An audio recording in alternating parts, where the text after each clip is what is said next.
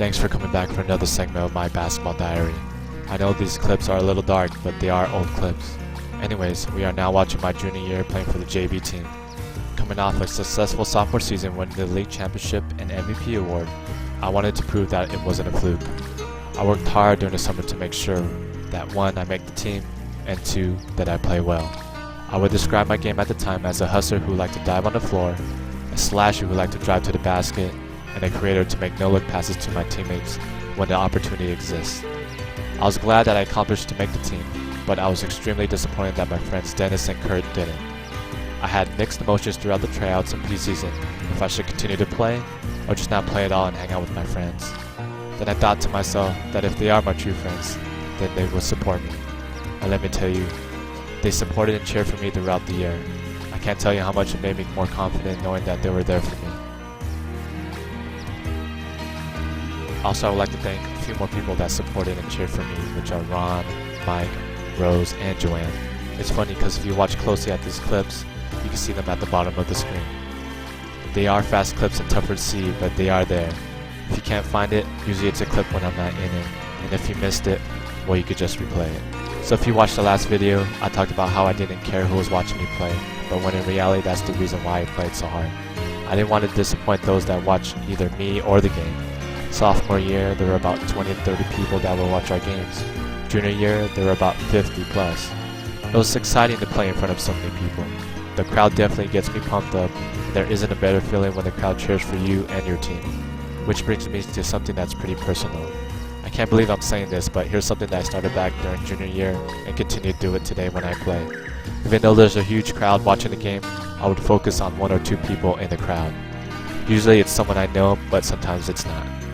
As I play, I would glance over to see if that person was having a good time and being entertained. My goal is obviously to win the game, play hard, entertain the crowd, and make that person I focus on excited to be there.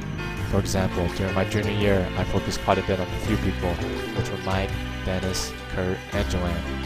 It's funny because there were times when Mike would almost run on the court, or he would stand up and yell along with Kurt when I made some type of play, whether it was driving for a layup, making a three-pointer, or a no-look pass. If I just played the audio from the video clips, then you would definitely be able to hear them. And of course, I had the females to focus on while I play, because that was just a natural thing to do. And I'm pretty sure she knows who she is.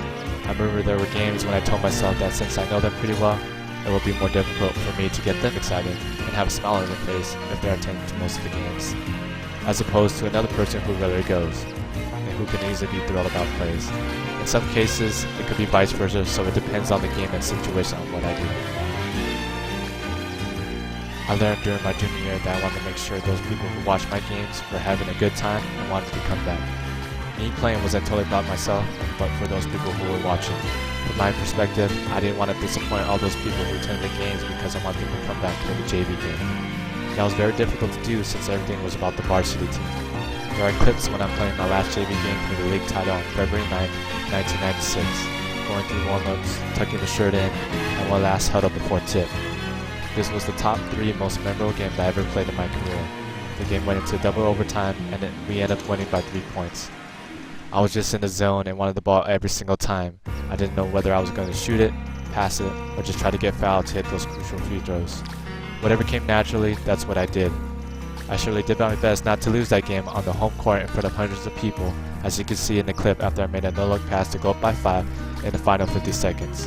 The bench goes nuts, including the coach, and the crowd goes crazy. All this for a JV game, which I will never forget. I felt I accomplished my goal after winning the league title in front of all those people and winning the MVP award. My junior year was definitely a turning point in both basketball and in my life as I learned so much. So to this day, I have all those people I mentioned earlier to thank for, or I wouldn't have done things that I have experienced. Well, that's another video further down the line, but up next will be my varsity year, so stay tuned and check back soon.